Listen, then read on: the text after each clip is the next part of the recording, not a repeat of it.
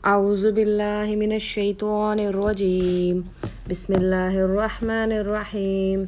ربي اشرح لي صدري ويسر لي أمري واحلل عقدة من لساني يفقهوا قولي ربي يسر ولا تعسر وتمم بالخير وبك نستعين السلام علیکم ورحمۃ اللہ وبرکاتہ۔ الحمدللہ آج ہم دوسرے پارے کا آغاز کرنے لگے ہیں اور دوسرے پارے کا آغاز تحویل قبلہ سے ہو رہا ہے۔ خانہ کعبہ کی طرف جو قبلے کا رخ بدل دیا گیا تھا اس کے بارے میں یہاں پہ آیات نازل ہو رہی ہیں، اور جس طرح سے اس قبلے کے بدلنے کے بارے میں بدلنے سے پہلے اور بدلنے کے بعد دونوں صورتوں میں نبی کریم صلی اللہ علیہ وسلم کو جو لوگوں کو نے تنگ کیا اس بارے میں آیات نازل ہو رہی ہیں۔ بسم اللہ الرحمن الرحیم۔ سیقول السفہاء من الناس ما ولاہم عن قبلتہم التی کانوا علیہا، جلد ہی لوگوں میں سے بے وقوف کہیں گے انہیں کس چیز نے ان کے قبلے سے پھیر دیا ہے جس پر وہ تھے۔ قل للہ المشرق والمغرب، کہہ دیجئے مشرق اور مغرب اللہ تعالیٰ ہی کا ہے۔ یہدی من یشاء الی صراط مستقیم، اور اللہ تعالیٰ جس کو چاہتا ہے سیدھے راستے کی ہدایت دیتا ہے۔ اصل میں جب نبی کریم صلی اللہ علیہ وسلم ہجرت کر کے مدینہ تشریف لے آئے تھے، اس کے بعد 17 مہینے تک وہاں پر بیت المقدس کی طرف رخ کر کے ہی نماز پڑھتے رہے تھے۔ جیسا کہ ہم نے پہلے دیکھا تھا کہ جب خانہ کعبہ میں نماز پڑھی جاتی تھی نا، تو حتیم کے اپوزٹ وال پہ جب نماز پڑھتے تھے تو خانہ کعبہ اور یروشلم دونوں کی طرف ہی منہ ہو جاتا تھا، لیکن مدینہ آنے کے بعد ایک ڈائریکشن میں یروشلم ہوتا ہے تو بالکل اس کے اپوزٹ ڈائریکشن میں خانہ کعبہ ہے۔ تو 17 برس تک مہینے تک جو ہے نا بیت المقدس کی طرف رخ کر کے ہی نمازیں پڑھتے رہے ہیں، اور اس کی ایک حکمت یہ بھی تھی کہ وہاں پہ یہود و نصارہ کے ساتھ جو مقابلہ تھا، جو ان کو سمجھانا تھا، دین کی طرف لانا تھا، آتے ساتھ ہی اگر ان کو یہ بھی کہہ دیا جاتا کہ آپ کا قبلہ بھی بدل جائیں گے تو کہیں وہ یہ اعتراضات نہ اٹھاتے کہ یہ کیسا دین ہے جس میں بالکل نئی چیزیں ہیں جو پہلے سے ہمارے پاس نہیں ہیں۔ تو 17 مہینے اس دین کو سمجھنے کے لیے اس کے لیے دیے گئے تھے۔ 17 مہینے بعد جب حکم آیا کہ اب آپ خانہ کعبہ کی طرف منہ کر کے نماز پڑھیں، تو اب لوگوں نے کہنا شروع کر دیا تھا کہ یہ کیسا دین ہے کہ آپ جس قبلے پہ تھے ایک دم آپ اس سے پھر گئے ہیں۔ تو اللہ تعالیٰ کہتا ہے کہ اللہ تعالیٰ جس کو چاہتا ہے راہ راست پہ لے آتا ہے۔ وَكَذَلِكَ جَعَلْنَاكُمْ أُمَّةً وَسْطًا لِتَكُونُوا شُهَدَاءَ عَلَى النَّاسِ وَيَكُونَ الرَّسُولُ عَلَيْكُمْ شَهِيدًا، اور اسی طرح ہم نے تمہیں بہترین امت بنایا ہے تاکہ تم لوگوں پر گواہ ہو جاؤ اور رسول تم پر گواہ ہو جائیں۔ وَمَا جَعَلْنَا الْقِبْلَةَ الَّتِي كُنْتَ عَلَيْهَا إِلَّا لِنَعْلَمَ مَن يَتَّبِعُ الرَّسُولَ مِمَّن يَنقَلِبُ عَلَىٰ عَقِبَيْهِ، اور اس سے پہلے آپ جس قبلے پر تھے اس کو ہم نے قبلہ صرف اس لیے بنایا تھا کہ ہم جانیں کون رسول کی اتباع کرتا ہے، اس سے جو اپنی ایڑیوں کے بل پلٹ جاتا ہے۔ اور یقیناً یہ بلا شبہ بہت بڑی بات ہے، مگر ان لوگوں کے لیے نہیں جنہیں اللہ تعالیٰ نے ہدایت دی ہے، اور اللہ تعالیٰ کبھی ایسا نہیں کہ تمہارے ایمان کو ضائع کر دے۔ بلا شبہ اللہ تعالیٰ لوگوں پر یقیناً بے حد شفقت کرنے والا اور نہایت رحم کرنے والا ہے۔ یہاں پہ 3 باتیں آ گئی ہیں اس ایک ہی آیت میں۔ سب سے پہلے تو کہا گیا ہے کہ ہم نے آپ کو امت وسطی بنایا۔ اوسط امت وہ ہوتی ہے جو عدل و انصاف کی روش اختیار کرتی ہے، جو کسی کے ساتھ ناحق یا ناروا تعلق نہیں رکھتی ہے۔ اس کے علاوہ اگر ہم دیکھیں، ہم نے شروع کے لیکچرز میں دیکھا تھا، پہلے لیکچر میں جو یہودی تھے وہ علم بہت رکھتے تھے لیکن ان کے پاس عمل کی کمی تھی، کتابیں بہت پڑھتے تھے لیکن اس پہ عمل نہیں کرتے تھے۔ نصارہ کے پاس علم کم تھا لیکن عمل بہت تھا ان کا، اور یہ ایسی درمیانی امت ہے جس کو قرآن، تعلیم، علم اور عمل دونوں پہ برابر چلنا سکھایا ہے، یعنی یہ وہ اوسط درجے کی ہے۔ یہ دنیاوی معاملات اور قرآن اور دین کو دنیا کے ساتھ لے کے چلنا، ان دونوں معاملات کو برابر لے کے چلتے ہیں اور لے کے چلنا چاہیے۔ ہمیں ایسی امت بنایا ہے، عدل و انصاف کرنے والی امت بنایا ہے، اور یہی چیزیں جب آج کے معاشرے میں ہمارے بیچ میں سے ختم ہو رہی ہیں تو ہمارا معاشرہ پستی کی طرف جا رہا ہے۔ اس ناکامی کی سب سے بڑی وجہ ایک یہی ہے کہ ہمارے معاشرے میں عدل اور انصاف نہیں ہے، اور آج نان مسلمز ہو کے ہم سے زیادہ ترقی یافتہ ہے کیونکہ وہاں پہ انصاف ہے۔ انصاف نبی کریم صلی اللہ علیہ وسلم نے کہا تھا جس معاشرے میں انسان کا مال اور جان محفوظ ہوں گے وہ معاشرہ ترقی کرے گا۔ ہم لوگ مسلمان ہو کے ہماری جان و مال ہمارے ملکوں میں محفوظ نہیں ہے، اور یہی وہ چیز ہے جو ہمیں تباہی اور پستی کی طرف لے کے جا رہی ہے۔ اس کے بعد یہاں پہ بتا دیا گیا ہے کہ آپ کو اوسط امت بنایا تاکہ تم دنیا کے لوگوں پر گواہ ہو اور رسول پاک صلی اللہ علیہ وسلم تم پر گواہ ہوں۔ اس چیز کو سمجھ لیں کہ اس سے مراد یہ ہے کہ آخرت میں جب ساری نوع انسانی کو اکٹھا حساب کے لیے بلایا جائے گا، اس وقت اللہ تعالیٰ کے ذمہ دار نمائندے کی حیثیت سے رسول پاک صلی اللہ علیہ وسلم نے گواہی دینی ہے ہمارے فکر و عمال کی۔ ہر نبی نے اپنی امت کے بارے میں گواہی دینی ہے، تو نبی کریم صلی اللہ علیہ وسلم بھی ہمارے اوپر گواہ بنیں گے، اور یہ پوچھا جائے گا کہ کیا آپ نے اللہ اور کا پیغام اپنے بندوں تک پہنچایا تھا؟ اور ہم جن کا کام رسول پاک صلی اللہ علیہ وسلم کے بعد اس امت کا کام ہے، آنے والی امت تک دین کی بات قرآن اور حدیث کو پہنچانا ہے، ہمیں بھی گواہ بنا کے اٹھایا جائے گا باقی آنے والی دنیا کے اوپر کہ کیا آپ نے اپنے عمل سے اور اپنی زبان سے اپنی کتاب کو اگلی نسل تک پہنچایا تھا۔ آج ہم پہ انڈیویژولی ہر بندے پہ یہ ذمہ داری ہے کہ ہمیں قرآن کے علم اور اپنے دین کے علم کو سمجھنا ہے اور اس کے مطابق زندگی گزارنی ہے۔ ہم سے پوچھا جائے گا کہ ہم نے اس کے بارے میں کتنا کام کیا ہے۔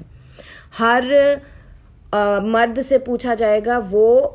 قوام ہے اپنی رعایا کا، اور اس کی رعایا اس کا گھر ہے، کیا اس نے دین کے مطابق اپنے گھر والوں کو چلانے کی کوشش کی تھی؟ اور اس کے لیے ضروری ہے کہ اس کو خود دین کی سمجھ ہونی چاہیے۔ ہمیں ہمارے دین کی ضرورت ہے اپنے لیے۔ اب یہاں پہ تیسرا آیت کا حصہ ہے جس میں کہہ دیا کہ ہے پہلے جس طرف تم رخ کرتے تھے اس کو تو ہم نے صرف یہ دیکھنے کے لیے قبلہ مقرر کیا تھا کہ کون رسول پاک صلی اللہ علیہ وسلم کی پیروی کرتا ہے اور کون الٹا پھر جاتا ہے۔ یہ معاملہ تھا تو بڑا ہی سخت، مگر ان لوگوں کے لیے کچھ بھی نہیں سخت تھا جو ثابت قدم رہے، جو اللہ تعالیٰ کی ہدایت سے فیض یاب تھے۔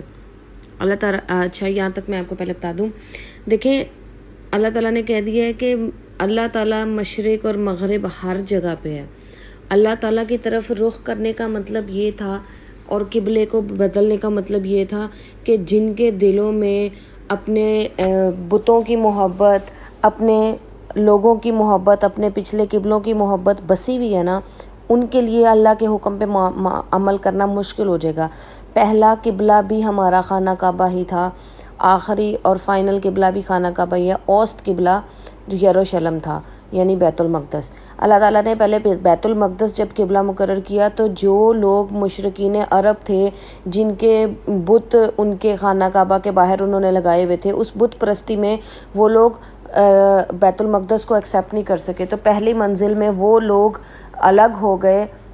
اس سارے سفر میں جن سے پہلا سٹیپ نہیں لیا گیا، اور بعد میں اللہ تعالیٰ نے بیت المقدس سے موڑ کے واپس خانہ کعبہ کو ہی قبلہ بنا دیا، تاکہ اب جو بنی اسرائیل کے دلوں میں اپنے لوگوں کی محبت اور اپنے دین کے لیے وہ کہتے ہیں نا کہ اٹیچمنٹ، کہ ہم اپنے آباء و اجداد کے دین کو نہیں چھوڑ سکتے، وہ والی بات جن کے دلوں میں تھی، اور جو واپس دوبارہ سے نبی صلی اللہ علیہ وسلم کی بات اور اللہ کا حکم مان کر خانہ کعبہ کو قبلہ نہیں تسلیم کرتے تھے، وہ بھی الگ ہو گئے۔ یعنی اس طرح وہ سب لوگ جو رسول پاک صلی اللہ علیہ وسلم کے ساتھ تھے وہ الگ ہو گئے، اور پتہ لگ گیا کہ یہ سب خدا کے پرستار ہیں، یہ کسی بھی بت کے ماننے والے یا اپنے جاہلیت کے تعصب میں ڈوبے ہوئے نہیں ہیں۔ اللہ تعالیٰ نے اس طریقے سے نبی کریم صلی اللہ علیہ وسلم کے ساتھیوں کو الگ کر کے دکھا دیا اور کہا کہ یہ تو صرف ایک ٹیسٹ تھا آپ کا کہ آپ کے لیے اللہ کا حکم کتنا ضروری ہے، اور یہ کوئی مشکل بات نہیں تھی ان لوگوں کے لیے جو ہدایت پہ تھے۔ اللہ تمہارے اس ایمان کو ہرگز ضائع نہ کرے گا، یقین جانو کہ وہ لوگوں کے حق میں نہایت شفیق اور رحیم ہے۔ اس کے بعد بنی اسرائیل نے یہ بھی تنگ کرنا شروع کر دیا تھا کہ اب آپ کا قبلہ بدل گیا ہے، تو جو پہلے آپ 17 مہینے ہمارے قبلے کی طرف رخ کر کے نماز پڑھتے رہے، آپ کی وہ نمازیں قبول نہیں ہوں گی، وہ ضائع چلی گئی، تو یہاں پہ اللہ تعالیٰ نے کہا ہے کہ آپ کا ایمان ہرگز ضائع نہیں ہوگا، اللہ تعالیٰ رحم کرنے والا ہے اور شفقت کرنے والا ہے۔ اور اکثر جگہوں پہ قبلہ تبدیل ہونے کی خبر اس حالت میں پہنچی ہے کہ لوگ جماعت میں کھڑے تھے، اور جب یہ خبر پہنچی ہے ایک ایک رکعت گزری ہوئی ہے، اسی نماز کی حالت میں انہوں نے اپنے رخ بدل دیے ہیں۔ اور یہاں پہ یہ بھی بتاتی چلوں کہ بیت المقدس مدینے سے عین شمال میں ہے اور کعبہ بالکل جنوب میں ہے، یعنی کہ جب نماز کی حالت میں ان کو قبلہ تبدیل کرنا ہوگا تو مقتدی بالکل پیچھے آ گیا، اس کو بھی آ کے اپنی جگہ بدلنی ہوگی، اور نمازیوں کو بھی رخ بدلنے کے ساتھ تھوڑی سی اپنی جگہوں کو سیٹ کرنا پڑا ہوگا، لیکن انہوں نے یہ سب کیا کیونکہ ان کے لیے اللہ کا حکم سب سے پہلے تھا۔ اللہ کا حکم جیسے ہی ہم پہ واضح ہو جائے، ہمیں اسی لمحے ارادہ کر لینا چاہیے کہ ہم نے اب سے اس حکم کو ماننا ہے، اور یہی صحابہ کا طریقہ کار ہوتا تھا۔ यहाँ एक और चीज़ वाज़े करती चलो, हमने पहले लेक्चर में भी देखा था,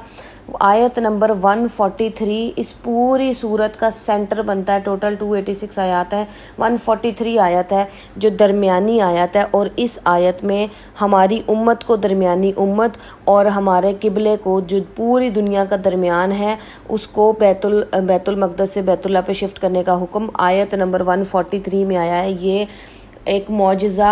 है अल्लाह ताला के इस कुरान की तरतीब में भी कि ये कुरान, ये कलाम अल्लाह के अलावा किसी का हो ही नहीं सकता। जितनी खूबसूरत तरीके से एक एक आयत, एक एक लफ्ज़ की प्लेसमेंट की गई है। आयत नंबर 144 को देखते हैं। कद नरा तकल्लुब वजहिका फिस समाई फलनुवल्लियन्नका क़िबलतन तरदौहा फवल्ली वजहका शत्रल मस्जिदिल हराम। यकीनन हम आपके चेहरे का बार बार आसमान की तरफ पलट कर देखना देख रहे हैं, तो यकीनन हम आपको लाजमन इस किबले की तरफ फेर देंगे जिसे आप पसंद करते हैं, सो आप अपना चेहरा मस्जिद हराम की तरफ फेर लें। वहैसुमा कुंतुम फवल्लु वुजूहकुम शत्रा, और तुम जहाँ कहीं भी हो अपने चेहरे उसकी तरफ फेर लो। व इन्नल लज़ीना ऊतुल किताब लियअलमूना अन्नहुल हक़्क़ु मिर रब्बिहिम, और बिलाशुबा वो लोग जिनको किताब दी गई है बेशक वो जानते हैं, बेशक उनके रब की जानिब से ये वाकई हक़ है। वमल्लाहु बिगाफिलिन अम्मा यामलून, और जो वो अमल करते हैं अल्लाह ताला उससे हरगिज़ बेखबर नहीं है। और यहाँ पे फरमाया जा रहा है कि हम तुम्हारा आसमान की तरफ बार बार देखना देख रहे हैं, यानी इस किबले के हुक्म के आने से पहले ही तहवील किबला के बारे में नबी करीम सल्लल्लाहु अलैहि वसल्लम का जो मंज़र था वो महसूस कर रहे थे। बनी इसराइल की उम्मत का दौर ख़त्म हो चुका है, अब बैतुल मक़दस की मरकज़ियत भी रुखसत हो रही है, अब असल मकसद इब्राहिमी की तरफ रुख करने का वक़्त आ गया है। और यहाँ पे कह दिया गया कि अपने रुख मस्जिद हराम की तरफ कर लो। मस्जिद हराम के मानी है हुर्मत और इज़्ज़त वाली मस्जिद, यानी इससे मुराद वो सारी इबादत का जिसके वस्त में खाना काबा है। अब एक चीज़ यहाँ पे वाज़े हो जाए, ये कन्फ्यूजन होना कि ऐन खाना काबा की तरफ हमारा मुँह होना चाहिए, हमारी भरपूर कोशिश होनी चाहिए, लेकिन 19-20 का फ़र्क अगर आ भी जाए तो उसमें कोई इतना मसला नहीं होता है। हाँ, आप किसी ऐसी जगह पे हैं जहाँ पे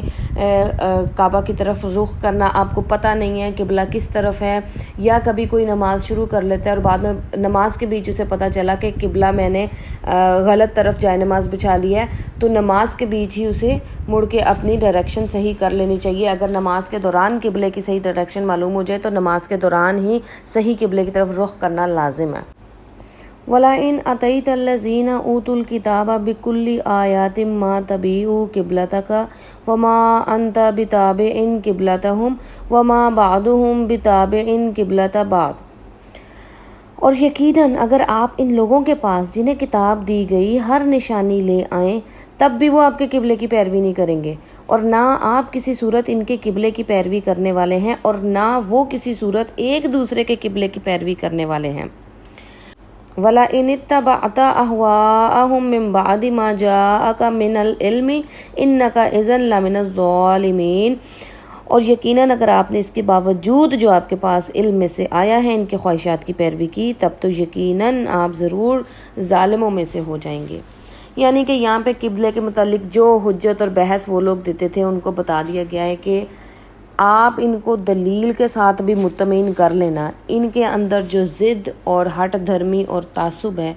कोई दलील इन्हें अपना किबला छोड़ने पे मजबूर नहीं कर सकती।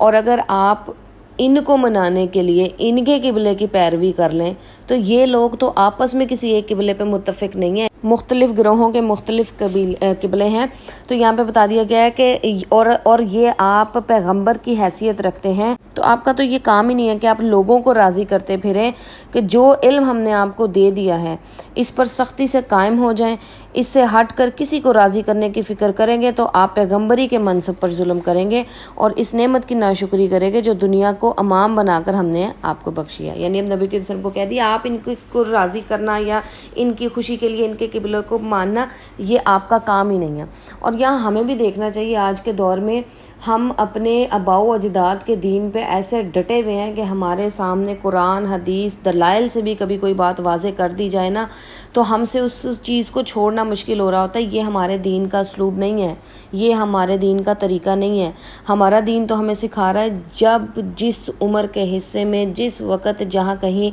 آپ کے پاس حق آ جائے اور آپ کے اوپر حق واضح ہو جائے، اسی دن سے اس پہ عمل کرنا شروع کر دیں۔ یہ ہے ہمارے دین کا طریقہ۔ الذین آتیناہم الکتاب یعرفونہ کما یعرفون ابناءہم، اور جن لوگوں کو ہم نے کتاب دی ہے وہ تو اس قبلے کو ایسے پہچانتے ہیں جیسے اپنے بیٹوں کو پہچانتے ہیں۔ وَإِنَّ فَرِيقًا مِّنْهُمْ لَيَكْتُمُونَ الْحَقَّ وَهُمْ يَعْلَمُونَ، اور واقعتاً ایک گروہ ان میں سے یقیناً وہ چھپاتے ہیں حق کو حالانکہ وہ سب جانتے ہیں۔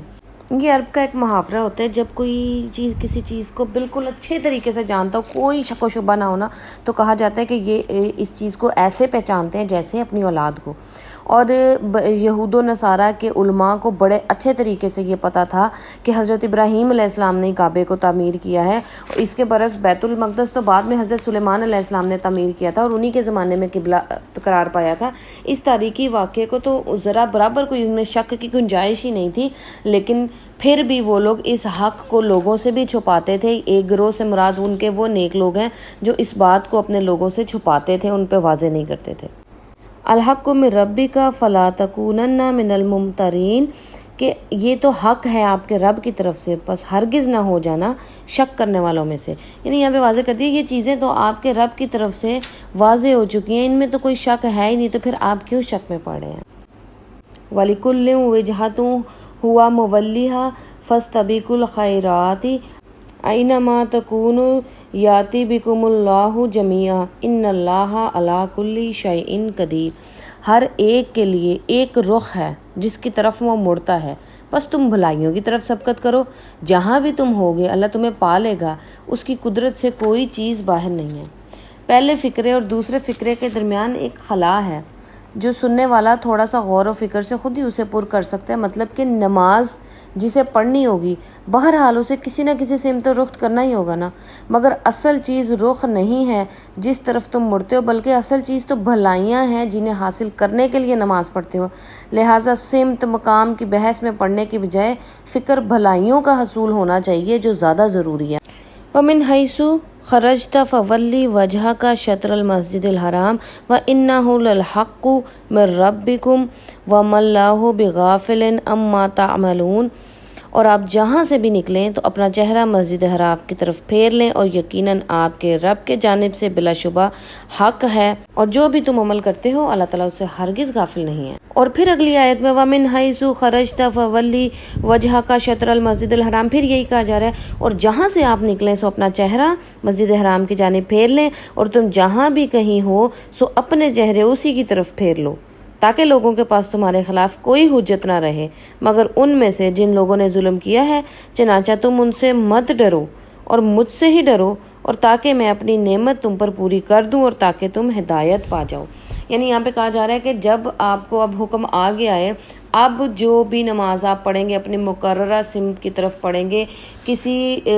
دوسرے لوگوں کے پریشر میں آ کے کسی بھی وجہ سے کہ کوئی اور دیکھ رہا ہے آپ اپنے دوسرے رخ کی طرف نماز نہیں پڑھیں گے، ورنہ تمہارے دشمنوں پر یہ ایک اعتراض کرنے کا انہیں موقع مل جائے گا کہ یہ بھائی صحیح امت وسط ہے جو حق پہ گواہ بھی ہے، ان کو پتہ بھی ہے ان کے رب کی طرف سے یہ حکم آیا ہے، پھر بھی اس کی خلاف ورزی کری جا رہی ہے۔ اور انہی معاملات کو اگر ہم آج کے دینی معاملات میں دیکھیں تو آج کل ہم اکثر سوسائٹی پریشر میں آ کے اپنے دین کو فالو نہیں کر پا رہے ہوتے، لوگ کیا کہیں گے، یہ ہو جائے گا وہ ہو جائے گا، مجھ سے نہیں ہو رہا۔ اللہ کا جب حکم آ گیا ہے نا، تو اگر ہم اپنے دین پہ خود سٹینڈ نہیں کر رہے ہیں تو ہم خود نان مسلمز کو موقع دے رہے ہیں کہ وہ ہمارے دین پہ بات کریں کہ یہ کیسا دین ہے جس کو انہوں نے خود بگاڑ دیا اور یہ خود اللہ تعالیٰ کے حکم کی پابندی نہیں کر رہے ہیں۔ تو ہمیں چاہیے کہ ہم اپنے اللہ کے حکم کو فالو کریں جیسے ہمیں کہا گیا ہے۔ اب دیکھیں یہاں پہ یہ کہا گیا ہے نا کہ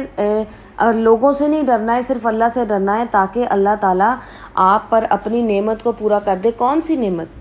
ایک پیشوا بنایا گیا ہے ہماری امت کو، یہ کہا گیا ہے کہ ہمارے اوپر ایک ایسا منصب دیا گیا ہے کہ ہمارا کام جو انبیاء کا کام ہوتا تھا کہ اللہ کے پیغام کو لوگوں تک پہنچانا ہے، اس امت کی ذمہ داری دے دی گئی ہے کہ اب آپ نے آنے والی امت تک اس اللہ تعالیٰ کے کلام کو بھی پہنچانا ہے۔ اس کے علاوہ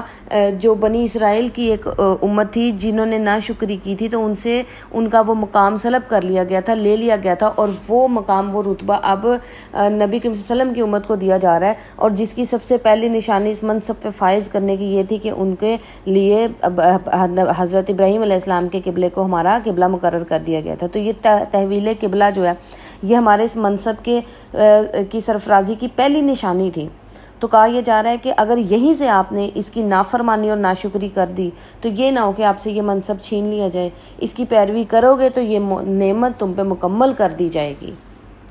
کما ارسلنا فیکم رسولا منکم یتلو علیکم آیاتنا ویزکیکم ویعلمکم الکتاب والحکمت ویعلمکم ما لم تکونوا تعلمون. جیسا کہ بھیجا ہے ہم نے تم میں سے ایک رسول تمہیں میں سے جو تلاوت کرتا ہے تم پر ہماری آیات کو، تمہیں پاک کرتا ہے، تمہیں کتاب و حکمت کی تعلیم دیتا ہے اور تمہیں وہ کچھ سکھاتا ہے جو کچھ تم نہیں جانتے. اب یہاں پہ بتا دیا گیا ہے کہ آپ کے